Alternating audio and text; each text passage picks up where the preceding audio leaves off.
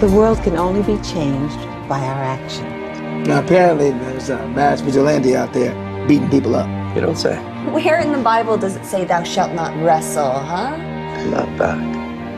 Yeah, you are. You just don't want it. Sometimes you should just quit while you're ahead. A scene from the movie The Masked Saint. This is a true story of a former professional wrestler. The man leaves to become a pastor at a church, then gets back in the ring again to help the church raise some money. It's also about this man wrestling with his faith and his place in the world. And we now get to talk with the man behind the mask. Writer and star of The Masked Saint, Brent Granstaff. Welcome to Newsmax Now, Brett. Thank you. Thank you. It's good to be here. You know, I actually saw the trailer recently when I took the kids to Star Wars, so a lot of people now know about this film, a lot of excitement as well. It's going to be released on Friday, already won Best Picture at the 2015 Christian Film Festival, so you have to be thrilled about the early buzz for the movie. Yeah, we are. It's great. I mean, you know, it's a faith-based movie, a lot of word of mouth, and it definitely helped getting in front of Star Wars, that's for sure. Maybe you can make just as much money as Star Wars. That'd be fantastic, right? All right, when it was all said and done, I know you didn't do this specifically for the money, though. You wanted to introduce this story to filmgoers. You thought it was important that they know about this true story. Tell us what got you involved in this whole story. Normally I do bigger Hollywood movies, and I'd taken a year off to go to Cambridge to get my MBA, and while I was there, a friend of mine sent me the book.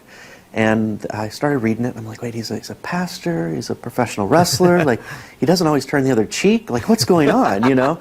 And I really, really got excited about it, and I was like, you know, the book is kind of based on 20 years of this pastor's life, and so I decided to take all the experiences that he has and kind of write a script based on like a traditional narrative, compress the time a little bit, so it happens over about 6 or 7 months, and it was a lot of fun. You know, I grew up being a wrestling fan, and when I was a little kid, and so for me, the 5-year-old in me was like, I get to learn how to wrestle? Yeah, I want to do this, you know? Yeah, and you actually spent some time with a professional wrestler, right, to kind of get yourself up to speed on some of the moves?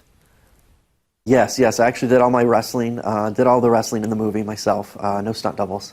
So I had 8 classes, and we hired a guy, James Preston Rogers, who actually plays the Reaper in the film, so he's kind of the antagonist, the heel, so to speak, and I play the babyface. And it was, there's nothing fake about wrestling. It hurts a lot. Well, you know what? It could have been another wrestler because you had the mask on, but good for you to want to do those scenes. I want to talk to you because you are a person of faith, and do you think faith is under attack in this country and needs to be fought for? And do you think more movies like this to help promote faith are really good for the Hollywood industry? You know, I think they are good. When I decided to do, like I said, I don't really do Hollywood movies, but I'm a person of faith, so I've always wanted to get in the faith-based realm.